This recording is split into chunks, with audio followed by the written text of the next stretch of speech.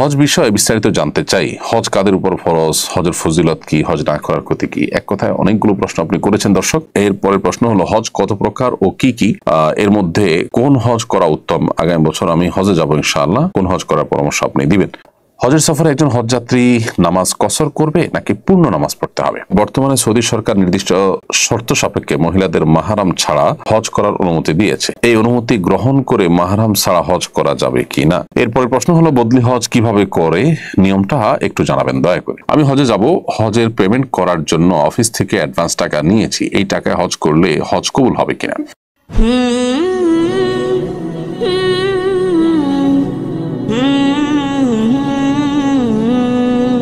হজ বিষয়ে বিস্তারিত জানতে চাই। হজ কাদের উপর ফরজ, হজের ফজিলত কি, হজ না করার ক্ষতি কি? এক কথায় অনেকগুলো প্রশ্ন আপনি করেছেন দর্শক। এটার উত্তরে আমরা বলতে চাই যে হজ ফরজ হবে সেই সব ব্যক্তিদের উপর যারা মুসলিম এবং সুস্থ মস্তিষ্ক সম্পন্ন এবং তাদেরকে আল্লাহ তাআলা এই পরিমাণ আর্থিক সচ্ছলতা দিয়েছেন যা দিয়ে হজ করে আসার সময়টা তার পরিবার ভরণ পোষণ দেওয়ার ব্যবস্থা তার থাকে এবং সেই সাথে হজ করে আসার মতো অ্যাবিলিটি থাকে। আজকের বাজারে 7-8 লাখ টাকা হলে হজ করা যায়, অতএব এই সময় 7-8 লাখ টাকা কারোর কাছে থাকলে তার উপর হজ ফরজ হবে। নারী যদি হন কেউ, তাহলে তার কাছে এর ডাবল টাকা লাগবে, কারণ হলো তিনি নিজে যাওয়া এবং তার সাথে একজন মাহরামের যাওয়া আসার খরচ, এটা যদি তার কাছে থাকে তাহলে তার উপর হজ ফরজ হয়ে যাবে। আজ থেকে অনেক বছর আগে, 10-15 বছর আগে 2.5 লাখ 3 লাখ টাকায় বাংলাদেশ থেকে হজ করা যেত। অতএব তখনকার বাজারে কারোর কাছে ওই টাকা থেকে থাকলে তার উপর হজ ফরজ হয়ে গিয়েছে।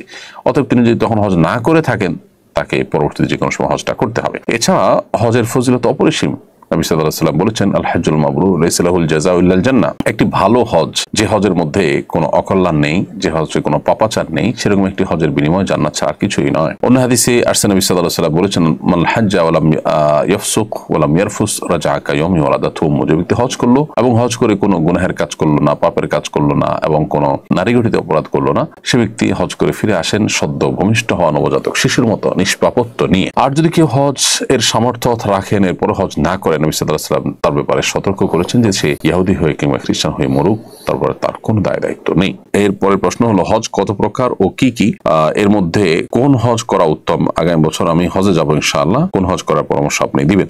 প্রথম কথা হলো যে হজ 3 প্রকার: হজে ইফরাদ, হজে তামাত্তু এবং হজে কেরান। হজে ইফরাদ, হজে তামাত্তু, হজে কেরানের মধ্যে কোন হজ উত্তম, এটা নিয়ে ফুকাহা ইকরামের মধ্যে, উলামার মধ্যে একাধিক মত রয়েছে। অনেক উলামা ইকরামের বক্তব্য হলো যে হজের ক্ষেত্রে হজে তামাত্তু উত্তম এবং এই মতের সপক্ষে বহু উলামা ইকরাম রয়েছেন। বর্তমান বিশ্বে বেশিরভাগ মানুষই প্রায় হজে তামাত্তু করে থাকে। তামাত্তু হজ উত্তম হওয়ার সপক্ষে যুক্তি বা দলিল হলো নবী সাল্লাল্লাহু আলাইহি ওয়াসাল্লাম নিজে তামাত্তু হজ করেছেন, এই মর্মে অনেক শক্তিশালী এবং বিশুদ্ধ হাদিস রয়েছে। কেউ কেউ অবশ্য হজে ইফরাদকে উত্তম বলেছেন, শুধু হজ, আর হজে কেরানকে উত্তম বলেন হানাফি মাযহাবের উলামা ইকরাম এবং আরো অনেক উলামা ইকরাম। হজে কেরানটা হলো আমরা উমরা এবং হজ দুইটারই নিয়ত করব, কিন্তু উমরা করে হালাল না হয়ে তারপর আমরা হজ করব। একই ইহরামে হজ উমরা দুইটা করা, উমরা করে তারপর হজ করা, এটা হলো কেরান। আর উমরা করে হালাল হয়ে তারপরে হজ করা, সেটা হলো হজে তামাত্তু। আর শুধু হজ করা, সেটা হলো হজে ইফরাদ। সাধারণত একদম শেষ মুহূর্তে যারা যান তারা হজে ইফরাদ করে থাকেন। তো আপনার জন্য উত্তম কোনটা, আমি সেটা বলবো যে আপনি যদি আগে থেকে জানান, আগে থেকে, তাহলে হজে তামাত্তুই করবেন, আর শেষ মুহূর্তে গেলে হজে কেরান করতে পারেন।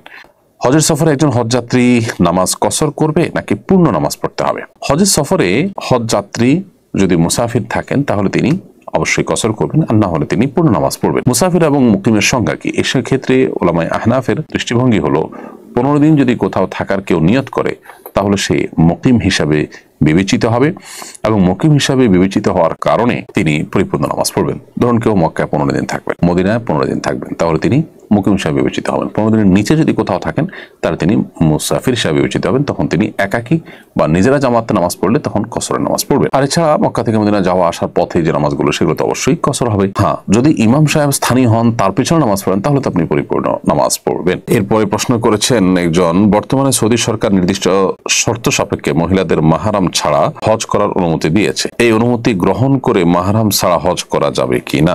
দেখুন, প্রথম কথা হলো যে মাহরাম ছাড়া মেয়েরা হজে যাবেন না, এ ব্যাপারে পরিষ্কার হাদিস রয়েছে। নবী করিম সাল্লাল্লাহু আলাইহি ওয়াসাল্লাম বলেছেন, লা তুসাফিরুল মারআতু ইল্লা মা যি মাহরিম। কোন নারী সফর করবেন না মাহরাম ছাড়া। এটা হলো তখন যখন কারোর হজ করতে হলে সফরের দূরত্ব ক্রস করে যেতে হয়। যিনি হজের এলাকাতেই আছেন তিনি যদি একা একা হজ করে ফেলেন, তার হজ হয়ে যাবে, কারণ সফরের দূরত্ব নয়। আর যারা সফরের দূরত্ব থেকে আসবেন তারা মাহরাম সাথে নিয়ে আসবেন, এটাই হলো সংখ্যাগরিষ্ঠ ইমামদের ফতোয়া। যদিও এক্ষেত্রে কোনো কোনো আলেমের ভিন্ন মত রয়েছে। আমাদের মধ্যে থেকে অনেক নির্ভরযোগ্য আলেম, অনেক ঠিক না, কোনো কোনো নির্ভরযোগ্য আলেম তারা বলেছেন যে যদি অন্যান্য নারীদের সাথে যান এবং সে সমস্ত নারীরা তার বিপদে আপদে তার পাশে দাঁড়াবেন এরকম স্কোপ থাকে, তাহলে সেক্ষেত্রে তাদের সাথে গেলেও হজ আদায় হয়ে যাবে। তো এরকম শক্তিশালী মত কিন্তু রয়েছে।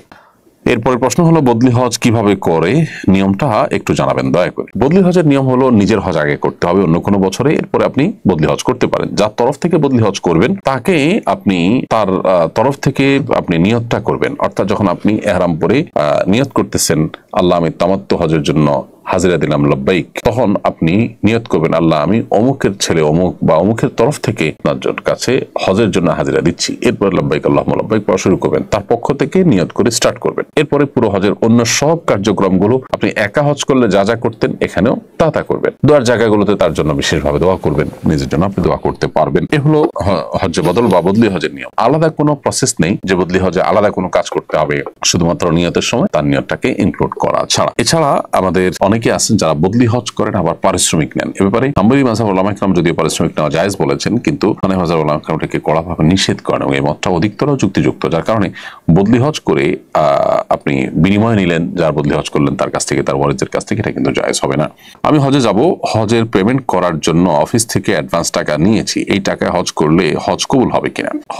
অফিস থেকে যে অ্যাডভান্স টাকা নিয়েছেন সেটা আপনার বেতনের অংশ, অথবা আপনার স্যালারির অংশ হিসাবে যে টাকাটা আপনি নিয়েছেন এই টাকা দিয়ে আপনি হজ করতে পারেন। এটা আপনার সম্পূর্ণ হালাল টাকা। এটা আপনি লোন নিয়েছেন অনেকটা, লোনটা আস্তে আস্তে আপনি পরিশোধ করবেন। অতএব লোন নিয়ে হজ করলে হজ আদায় হয় এবং একইভাবে লোন নিয়ে কোনো দান সাদাকা করলে সেটাও কিন্তু আদায় হয়ে যাবে, এটাও সেরকমই।